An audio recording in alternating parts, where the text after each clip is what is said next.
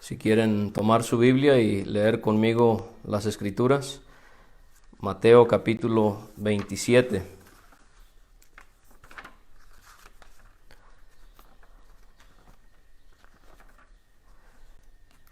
Dice el versículo 57, cuando llegó la noche, vino un hombre rico de Arimatea, llamado José, que también había sido discípulo de Jesús. Este fue a Pilato y pidió el cuerpo de Jesús. Entonces Pilato mandó que se le diese el cuerpo, y tomando José el cuerpo lo envolvió en una sábana limpia, y lo puso en su sepulcro nuevo, que había labrado en la peña, y después de hacer rodar una gran piedra a la entrada del sepulcro, se fue. Y estaban allí María Magdalena y la otra María, sentadas delante del sepulcro. Vamos a pasar también a Marcos capítulo 15. El Evangelio de Marcos capítulo 15, dice el versículo 42, cuando llegó la noche, porque era la preparación, es decir, la víspera del día de reposo, José de Arimatea, miembro noble del concilio que también esperaba el reino de Dios, vino y entró osadamente a Pilato y pidió el cuerpo de Jesús. Pilato se sorprendió de que ya hubiese muerto, y haciendo venir al centurión le preguntó si ya estaba muerto. E informado por el centurión dio el cuerpo a José, el cual compró una sábana y quitándolo lo envolvió en la sábana y lo puso en un sepulcro que estaba cavado en una peña, e hizo rodar una piedra a la entrada del sepulcro. Y María Magdalena y María madre de José miraban dónde lo ponían. Les agradecemos a aquellos que se han estado uniendo mientras damos lectura a las Escrituras. Ahora vamos a pasar al Evangelio de Lucas, capítulo número 23. Lucas 23 y versículo 50, si lo quieren leer conmigo. Había un hombre, un varón llamado José de Arimatea, ciudad de Judea, el cual era miembro del concilio, varón bueno y justo. Este, que también esperaba el reino de Dios y no había consentido en el acuerdo ni en los hechos de ellos, fue a Pilato y pidió el cuerpo de Jesús, y quitándolo lo envolvió en una sábana y lo puso en un sepulcro abierto en una peña, en el cual aún no se había puesto a nadie. Era día de la preparación y estaba para comenzar el día de reposo, y las mujeres que habían venido con él desde Galilea siguieron también y vieron el sepulcro y cómo fue puesto su cuerpo. Y vueltas prepararon especias aromáticas y ungüentos, y descansaron el día de reposo conforme al mandamiento.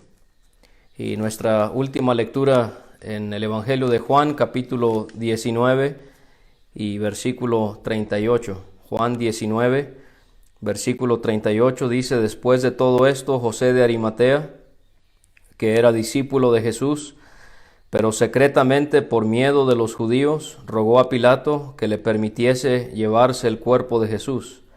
Y Pilato se lo concedió. Entonces vino y se llevó el cuerpo de Jesús. También Nicodemo, el que antes había visitado a Jesús de noche, vino trayendo un compuesto de mirra y de áloes, como 100 libras. Tomaron pues el cuerpo de Jesús y lo envolvieron en lienzos con especias aromáticas, según es costumbre sepultar entre los judíos. Y en el lugar donde había sido crucificado había un huerto, y en el huerto un sepulcro nuevo, en el cual aún no había sido puesto ninguno. Allí pues, por causa de la preparación de la Pascua de los judíos, y porque aquel sepulcro estaba cerca, pusieron a Jesús. Quisiera en esta mañana poder llevarles a una tumba muy singular. Las tumbas normalmente nos traen recuerdos de nostalgia, de tristeza, de dolor. Los que somos creyentes, por otro lado, nos traen un sentido de gozo y de esperanza, saber que un día nos volveremos a reunir con esos seres queridos, los cuales tuvimos que con mucho dolor despedirnos de ellos. Hay tumbas de personas muy reconocidas en el mundo, con mucho poder, con mucho renombre, pero yo quisiera en esta mañana llevarles a la tumba que llama la atención de todas las demás. No es una tumba adornada, no llama la atención por ser una tumba muy grande, muy suntuosa. Es una tumba muy sencilla. La realidad es que no sabemos cuál es su ubicación 100%, y me estoy refiriendo a la tumba de nuestro Señor Jesucristo. Quisiera poder considerar con ustedes algunas cosas que podemos aprender en los evangelios acerca de la tumba de nuestro Señor Jesucristo, y tratando de ser breves, poder considerar 6 cosas de las cuales podemos leer de la tumba de nuestro amado Señor. La primera cosa que quiero notar con ustedes es que es una tumba asignada. Es una tumba asignada. Las profecías del Antiguo Testamento nos señalan la resurrección de nuestro Señor Jesucristo, pero quizás no hay tantas menciones de su sepultura en sí. Quizás el profeta Isaías es uno de los pocos que profetiza sobre la sepultura de nuestro Señor. Y en ese capítulo muy bien conocido, en el capítulo 53 de Isaías, Isaías dice en el versículo 9 que se dispuso con los impíos su sepultura, mas con los ricos fue en su muerte.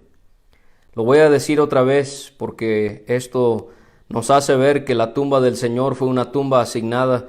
Se dispuso con los impíos su sepultura, mas con los ricos fue en su muerte. Pensando en los eventos que se están llevando a cabo en el mundo por el coronavirus y las miles de muertes que se han visto, y considerando imágenes que se nos muestran desde Irán, desde Estados Unidos, desde muchos países donde las autoridades han cavado hoyos donde tienen la intención, o ya lo han hecho, de enterrar a personas que murieron por el virus, en vez de que fuesen enterrados en un lugar como se lo esperaban, quizás en un cementerio con su propio lote. Esta tragedia mundial ha llevado que hayan estas fosas comunes donde cuerpos sean ingresados en un mismo espacio. Y me hizo pensar en la sepultura de nuestro Señor Jesucristo. Me hizo pensar en estas palabras de Isaías, que se dispuso con los impíos su sepultura, mas con los ricos fue en su muerte.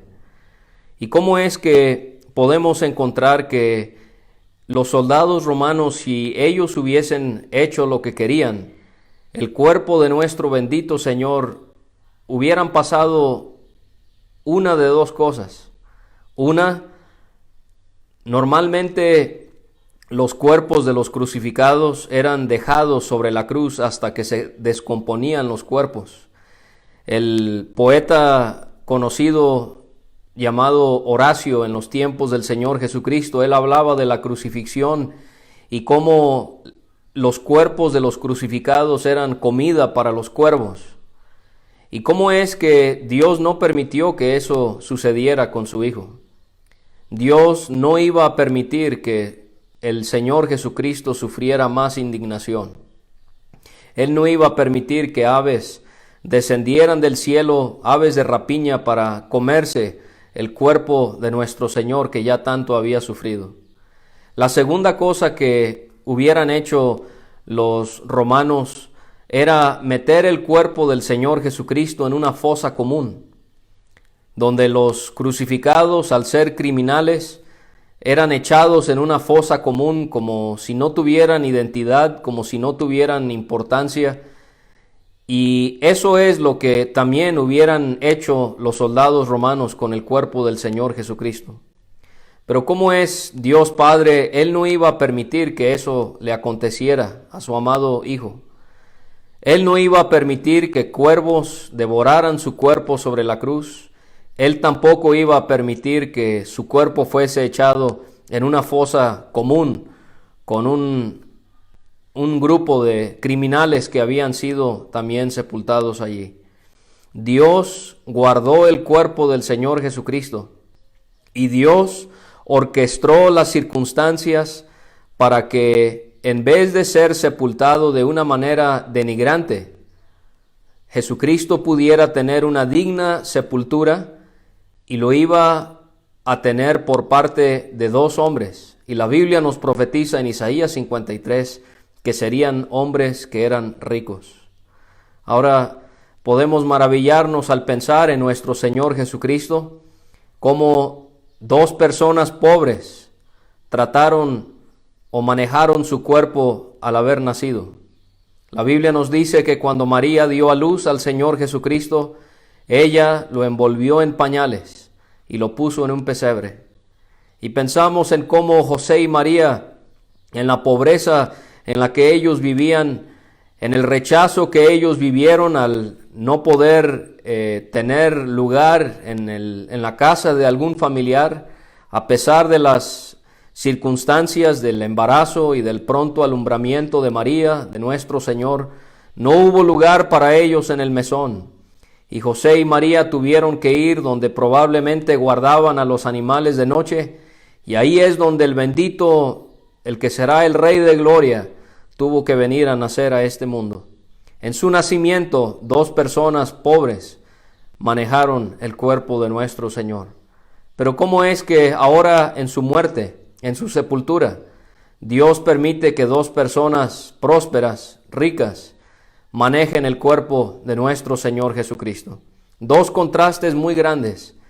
¿Cómo es que un José muy pobre manejó el cuerpo del Señor cuando él nació junto con su esposa María? Y ahora vemos a un José rico manejando el cuerpo de nuestro Señor Jesucristo en su sepultura. Pensamos en lo que los evangelios nos dicen acerca de José primeramente, enfatizando el hecho de que se cumple la profecía de Isaías 53:9, que se dispuso con los impíos su sepultura. Eso fue lo que dispusieron los romanos, que Cristo fuese crucificado, fuese sepultado con los impíos, con los pecadores.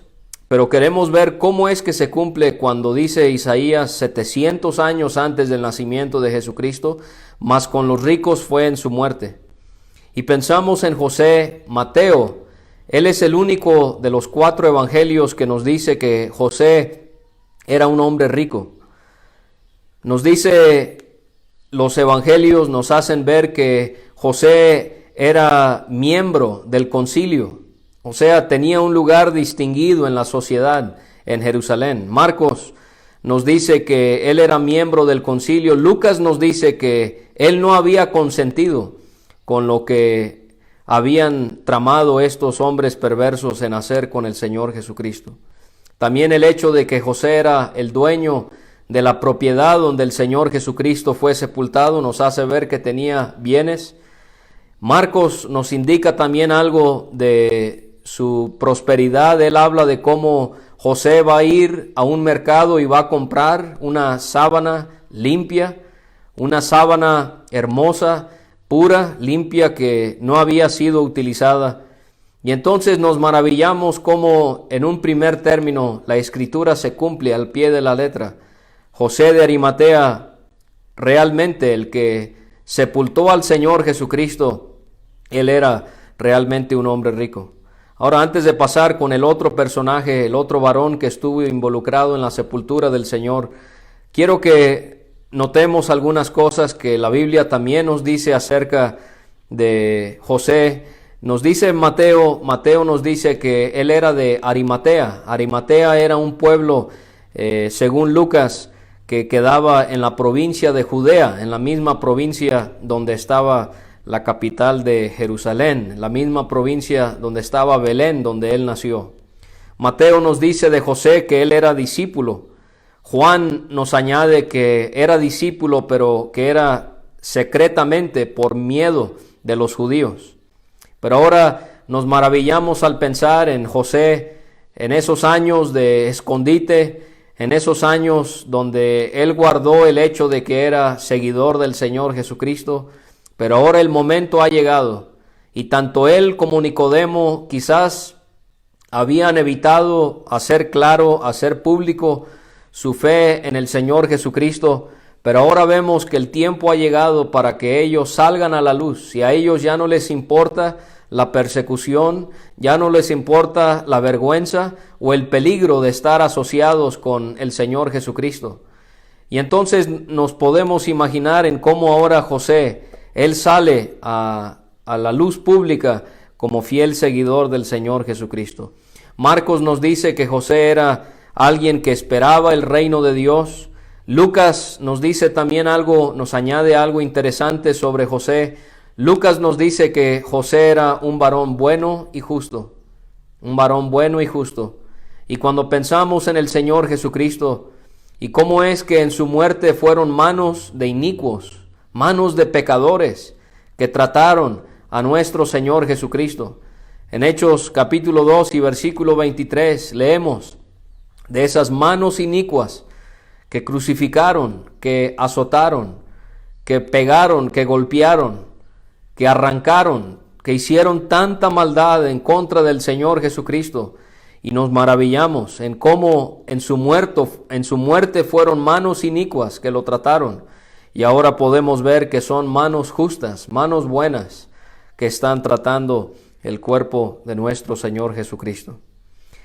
Ahora, pensando en Nicodemo, podemos ver en el hecho que él también era un hombre rico, un hombre que había prosperado, un hombre distinguido. El Evangelio de Juan es el único que nos menciona a Nicodemo, lo hace 3 veces, en el capítulo 3, en el capítulo 7 y en el capítulo 19. En esos 3 pasajes, Juan, el apóstol amado de Jesucristo, es el único que menciona a Nicodemo. Ningún otro evangelio lo menciona. Pero quiero recalcar que en Juan 3 sabemos bien por lo que nos dice ese pasaje que hemos leído mucho. Sabemos por ese pasaje que él era fariseo y que él era principal entre los judíos. Y esto nos haría notar algo acerca de que él era una persona de la clase alta. Era una persona que vivía bien. Y también por lo que él va a ofrendarle al Señor en su sepultura, vamos a ver que esto también despliega la riqueza que era suya. El hecho de que él va a traer a la tumba de nuestro Señor 100 libras de un compuesto de mirra y de áloes. Y vamos a ver lo caro que era esto. Y el hecho de que con amor Nicodemo estuvo dispuesto a poder ofrecer esto para darle una sepultura digna a nuestro Señor Jesucristo. Y entonces, en primer lugar, podemos notar la tumba de nuestro Señor era una tumba asignada. Se cumplió la profecía de Isaías, que con los ricos sería en su muerte. Y así hemos visto, José y Nicodemo eran personas que habían prosperado y ellos le dieron esa sepultura a nuestro bendito Señor. Quiero pasar ahora a pensar en el hecho que la tumba del Señor Jesucristo era una tumba preparada. Hemos visto que fue una tumba asignada. Ahora quiero notar con ustedes el hecho de que fue una tumba preparada. Hay algo muy hermoso acerca de esta tumba donde el Señor Jesucristo fue puesto después de haber muerto sobre la cruz. Cada uno de los 4 evangelios nos enfatiza una realidad, el hecho de que el sepulcro era nuevo. Mateo nos dice que era un sepulcro nuevo. Marcos nos dice que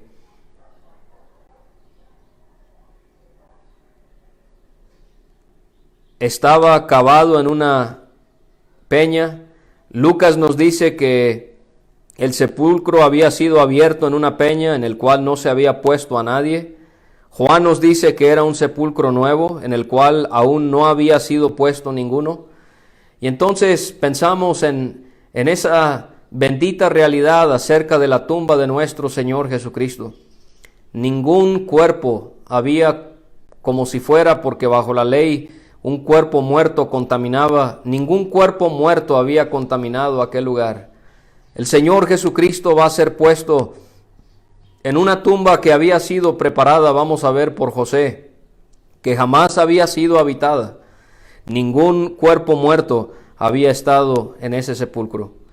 Y pensamos en José, como él, siendo dueño de esa propiedad, nos dice la Biblia que él mismo había cavado esa tumba, ese sepulcro, al lado de una peña. Y podemos imaginarnos a José con mucho esmero, con mucho esfuerzo, cavando esa peña. Quizás él pensaba que esa peña, ese sepulcro, podía ser para sus padres. Quizás pensaba que ese sepulcro podía ser para él, para su esposa y para sus hijos. Era suficientemente grande normalmente este tipo de tumbas donde podían ser sepultados distintas, más de una persona. Y quizás él nunca se imaginó lo que iba a suceder, el hecho de que él va a un día sepultar al Hijo de Dios en esa tumba. Y nos maravillamos al pensar en la devoción de José, que a pesar de que quizás él tenía otros propósitos, quizás le había costado sudor y mucho sacrificio, encontramos a José dispuesto en poder darle esta tumba al Señor Jesucristo. Y así podemos nosotros encontrar este ejemplo en José y poder replicarlo en nuestras vidas, que lo poco o lo mucho que tengamos podamos ser como José, que lo que tengamos pueda ser para el Señor, que lo que tengamos pueda ser para su servicio, para su honra y para su gloria. Y así como José le entregó esta tumba al Señor, así nosotros poder ser dadivosos, ser generosos con lo que tenemos, para la bendición de Dios y para la bendición de aquellos que están a nuestro alrededor. Entonces pensamos en la tumba del Señor Jesucristo. Fue una tumba asignada. Dios señaló que sería de esa manera. Número 2, una tumba preparada. José de Arimatea preparó ese sepulcro que jamás había sido utilizado. Era un sepulcro nuevo, le había costado mucho esfuerzo y ahora Él se lo entrega a nuestro bendito Señor. Pero ahora quiero pensar en algo que conmueve aún más, y es el hecho que la tumba del Señor Jesucristo es una tumba ocupada. Pensamos en cómo los evangelios nos hacen ver que tanto José y Nicodemo fueron a ver a Pilato para poder pedirle el cuerpo del Señor Jesucristo. Mateo nos dice que José pidió el cuerpo, también Lucas nos lo dice. Marcos nos dice que él entró osadamente a hablar con Pilato. Osadamente significa con valentía, con coraje, con esa falta de miedo, de temor. Él entra con Pilato, el gobernador. Él era el gobernador de Cesarea. Y él ahora muestra esta valentía de poder entrar y hablar con este hombre poderoso y conocido. Juan nos dice que él rogó por el cuerpo del Señor Jesucristo. Cuando pensamos en la entrega del cuerpo del Señor, Marcos nos dice que Pilato se sorprendió que Jesucristo ya había muerto. Esto nos hace ver la crueldad de la crucifixión. El hecho de que el reo permanecía sobre la cruz por horas, hasta a veces por días. Y encontramos en este punto cómo es que Pilato se sorprende que el Señor ya había muerto. Marcos también es el único evangelio que nos dice que Pilato manda llamar a su centurión, y es el centurión que le da el informe confirmando el hecho de que el Señor había muerto. Y pensamos en ese centurión a cargo de todos esos soldados, y cómo él quizás era un hombre duro, áspero. Él estuvo a cargo de la crucifixión de nuestro bendito Señor, y le trajo todo el rigor de la ley romana. y permitió que hombres, sus soldados, maltrataran, humillaran y le dieran la peor muerte de todas a nuestro Salvador. Y nos maravillamos cómo cuando el Señor había muerto, cuando había pasado la oscuridad, nos dice la Escritura que este centurión, viendo al Señor Jesucristo, reconoció verdaderamente es el Hijo de Dios. Y ahora lo encontramos regresando con Pilato para darle el informe confirmando que realmente él había muerto. Creo que esta es una de las escenas más conmovedoras de toda la Escritura.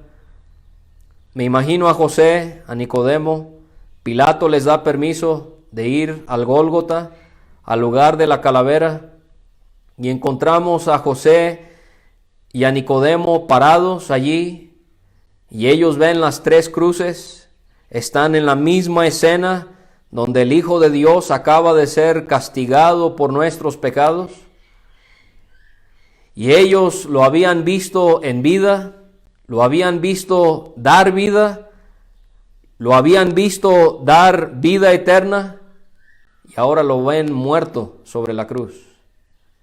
Siempre conmueven esas palabras de un himno que muchos de nosotros cantamos.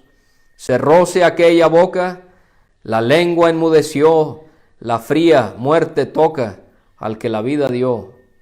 Y cómo es que aquel que era la vida misma, el creador de la vida, el dador de la vida, sobre esa cruz estaba inerte, estaba muerto.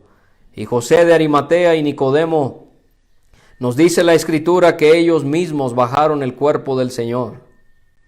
Y quiero que pienses conmigo por unos momentos en lo que eso habrá sido. Mateo nos dice, tomando José el cuerpo.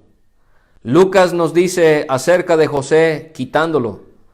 Juan nos dice, de los dos, José de Arimatea y de Nicodemo tomaron el cuerpo de Jesús. Con mucha rudeza habían puesto el cuerpo del Señor en aquel lugar. Con mucha torpeza habían clavado esos clavos en sus manos y en sus pies. Y ahora encontramos a dos hombres que amaban al Señor con mucha delicadeza. Ellos quitan su mano de un lado de la cruz, sacándolo del clavo, la otra mano, sus pies. Y me detengo a pensar en el Señor Jesucristo y quiero que lo hagas conmigo. Y cómo quizás ellos lo tienen en sus brazos y ven a un cuerpo que era Dios manifestado en carne. Ven un cuerpo que era Dios mismo, Él era el Hijo de Dios. Ven un cuerpo absolutamente desfigurado. Dice Isaías, de tal manera fue desfigurado su parecer y su hermosura más que la de los hijos de los hombres. Vieron un cuerpo bañado en sangre, ensangrentado, y vieron al cuerpo del Señor Jesucristo, palparon, como dice Juan, al verbo de vida, pero en esos momentos estaba sin vida, estaba muerto. Cuando ellos bajan el cuerpo del Señor, comenzamos a ver el proceso de lo que ellos prepararon para el cuerpo de nuestro Señor. Ellos envolvieron su cuerpo en una sábana. Me imagino a José yendo a un mercado y hablando con el mercader, pidiéndole que por favor le asegurara que la sábana que él estaba comprando fuese limpia. Y con mucho cuidado José toma esa sábana y la guarda y la lleva a la escena de la cruz y después a la tumba para con mucho cuidado poder envolver el cuerpo de nuestro Señor.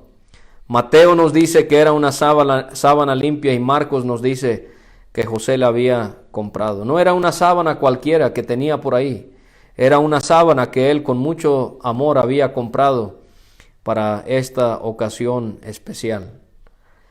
Ahora, Juan es el único de los evangelios que nos habla acerca de la contribución de Nicodemo, de la participación de Nicodemo.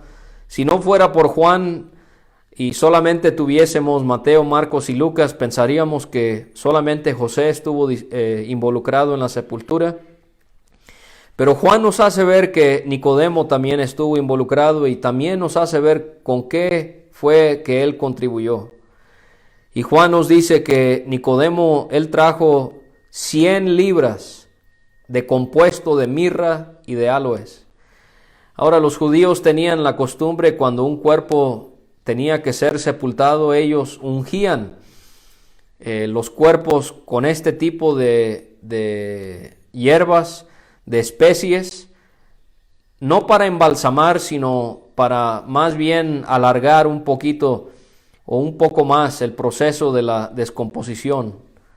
Y aquí vemos, ¿verdad?, la falta de conocimiento de estos hombres tan piadosos, tan dadivosos, pero a la vez están pensando que el Señor no va a resucitar, como las mujeres que van a llegar temprano al día, el día domingo, con aquellas especies que ellas habían preparado. Pero no queremos tanto enfocarnos en eso, sino pensar en la devoción que mostraron estos hombres. Pero 100 libras de áloes y de mirra, y pensar en cómo esto equivale a unos 34 kilos de especies aromáticas que Nicodemo trajo a la tumba para poder darle una sepultura digna a nuestro Señor.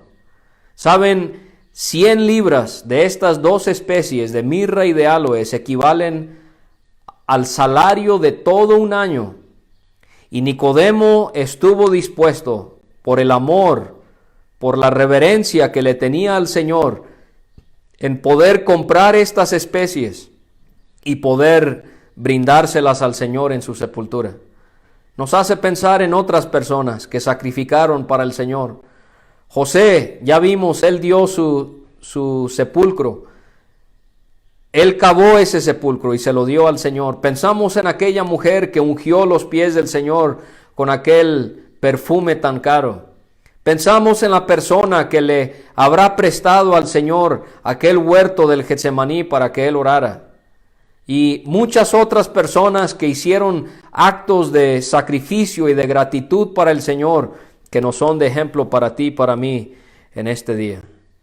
Y entonces, y nos imaginamos a José y a Nicodemo, toman este compuesto de mirra y de áloes, y en esos lienzos, Juan 20 nos habla de lienzos y de un sudario que pusieron sobre su cabeza.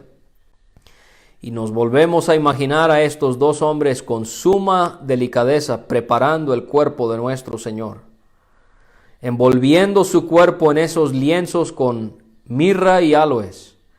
El Salmo 45 nos habla de especies de perfumes que pueden ser percibidos en las vestiduras del Señor. Casia, áloes, mirra, exhalan todos tus vestidos, dice el Salmo 45 sobre el Señor Jesucristo. Y ese himno que todos conocemos quizás bien, ropaje espléndido divinal es el de mi Señor, su mirra célica sin igual, mi corazón llenó. Ese himno repasa esas 3 especies aromáticas que podemos encontrar en nuestro Señor. Y ahora encontramos los áloes y la mirra en la sepultura de nuestro bendito Señor Jesucristo. Y entonces ellos envuelven el cuerpo del Señor, lo ponen en la tumba, y la Biblia nos enseña que aquellos hombres tomaron esa gran piedra y sellaron la tumba de nuestro Señor. Juan es el único que nos dice la ubicación del sepulcro del Señor Jesucristo. Nos dice que fue en un huerto. Allí cerca de donde el Señor Jesucristo había sido clavado, ahí había un huerto. Ese huerto le pertenecía a José. En ese huerto fue donde pusieron el cuerpo del Señor Jesucristo. Pensamos a Cristo en el huerto del Getsemaní, humillado ante su Padre, entregándose a su voluntad, sabiendo que iba a ser la muerte de la cruz. Ahora encontramos a Cristo muerto en otro huerto, en este huerto de José, donde Él va a ser sepultado.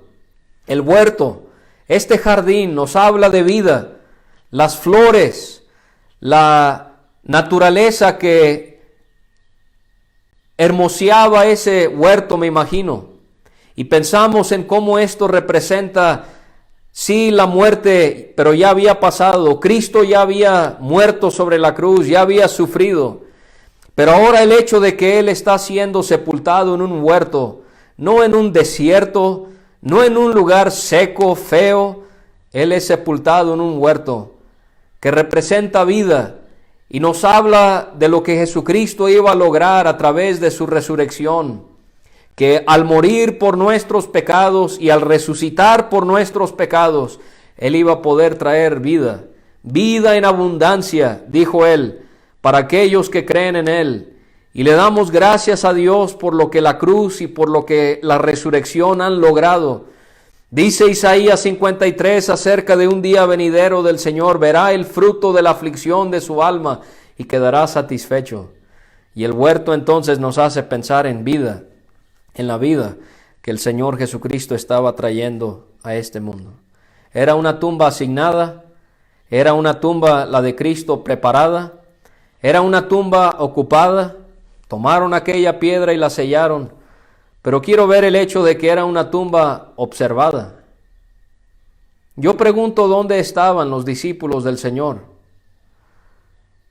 ¿Dónde estaban todos aquellos que le habían seguido? ¿Dónde estaban sus 12 apóstoles? Mateo y Marcos nos hablan de dos mujeres con el mismo nombre de María que estuvieron en la sepultura de nuestro Señor. De paso, uno lee de sepulturas de reyes. En esos tiempos eran cientos de miles de personas que acudían al entierro. Y eran velorios que se extendían por días, semanas, hasta meses. Pero no así con el Señor. Solo 2 varones y unas cuantas mujeres que estuvieron ahí para presenciar la sepultura de nuestro Señor. Y me llama la atención las mujeres. María. María significa amargura. Eso lo encontramos en Ruth. Viene de Mara, que significa amargura. Noemí dijo que la llamaran Mara, porque en grande amargura la había tenido el Omnipotente. Pero estas mujeres del Nuevo Testamento, sus nombres no tienen nada que ver con amargura. Añoro el día de poder conocer a María de Betania, a María Magdalena, a María la Madre del Señor. Estas mujeres que mostraron tremenda devoción a nuestro Señor Jesucristo. Creo que a veces no valoramos a nuestras hermanas como deberíamos. Y el hecho de que estas mujeres se encontraban en la sepultura de nuestro Señor nos habla del tremendo amor que le tenían. ¿Cuánto deberíamos querer ser como ellas? Poder mostrar esa consagración de estar con el Señor hasta el último momento. Lucas es el que nos dice que estas mujeres lo habían seguido desde Galilea. Hasta el último momento quisieron ver a su amado Señor. Y pensamos entonces en estas mujeres. Ellas, Mateo nos dice que estaban sentadas delante del sepulcro. Marcos nos dice que ellas miraban dónde le ponían. Lucas nos dice que ellas vieron el sepulcro y cómo fue puesto su cuerpo. Y ellas con mucha atención vieron al cuerpo de Cristo ser envuelto en esos lienzos, ver el cuerpo de Cristo con mucho cuidado ser puesto en su lugar. Y Nicodemo y José, ellas ven cómo ponen la piedra en su lugar para sellar la tumba. Es una tumba observada. No sé si te ha llamado la atención algo acerca de la tumba de nuestro Señor. Encuentro absoluto silencio. Alrededor de la escena de la crucifixión era un caos. Gente entrando y saliendo, gente gritando, gente injuriando, gente blasfemando, soldados causando gran dolor. Pero no así en la sepultura de nuestro Señor. Había absoluto silencio. No hay palabras en la sepultura del Señor. No hay llantos en la sepultura del Señor. En silencio por lo menos unas 5 o 6 personas enterraron el cuerpo del Señor, sellaron la tumba y se fueron a casa. Dios nos ayude a nosotros también este domingo por la mañana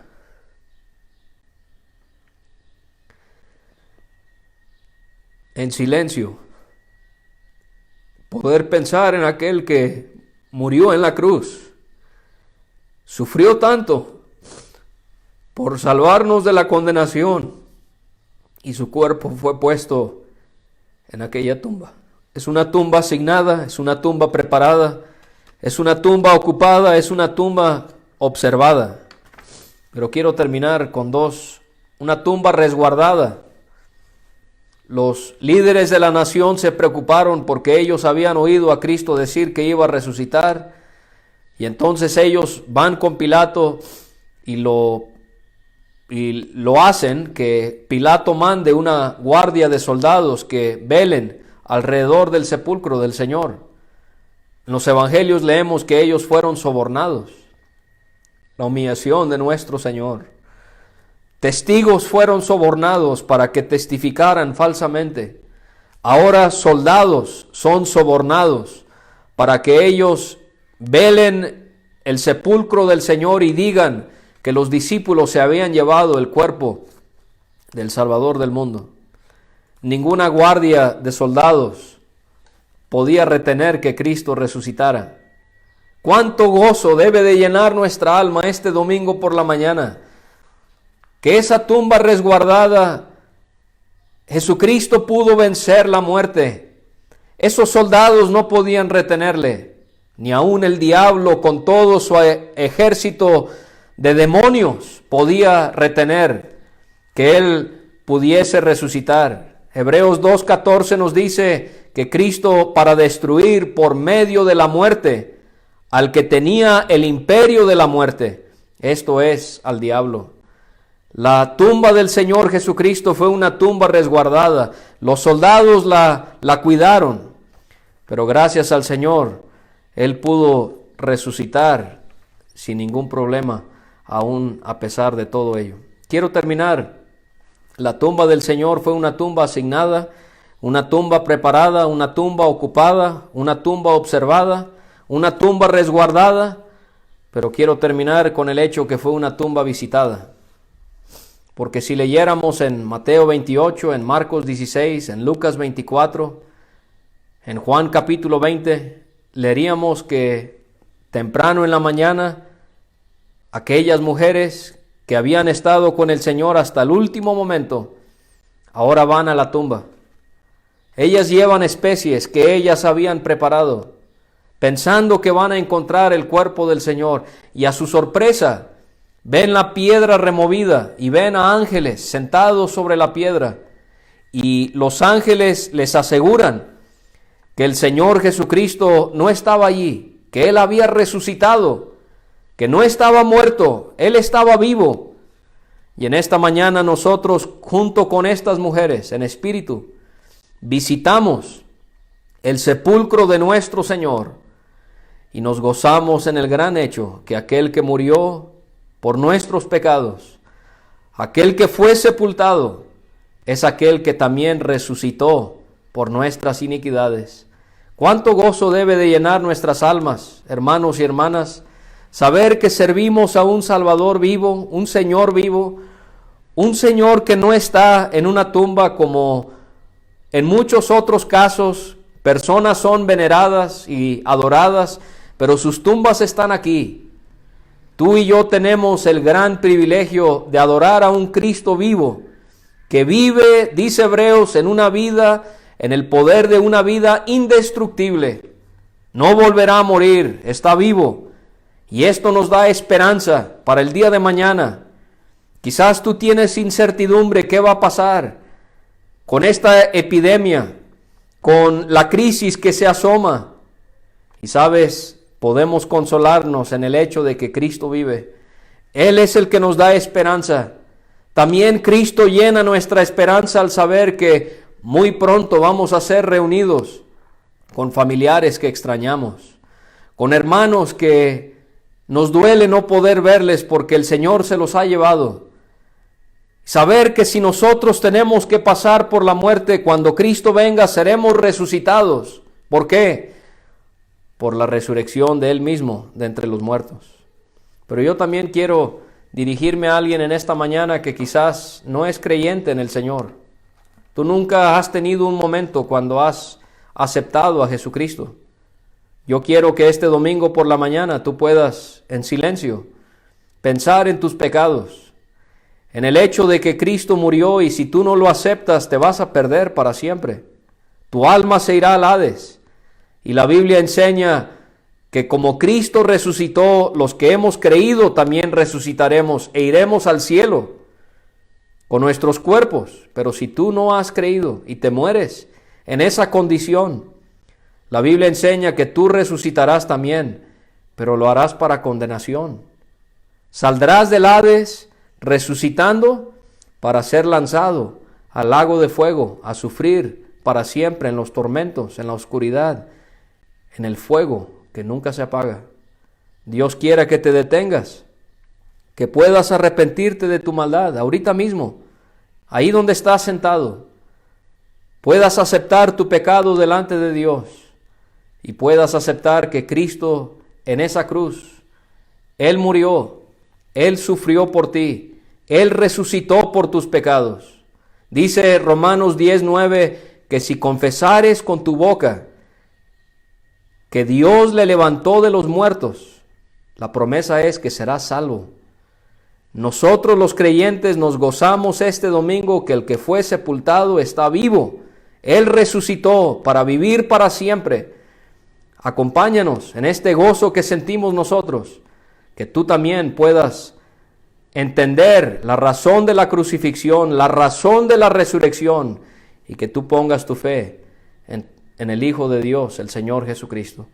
Dios bendiga su palabra y Él te bendiga en esta semana.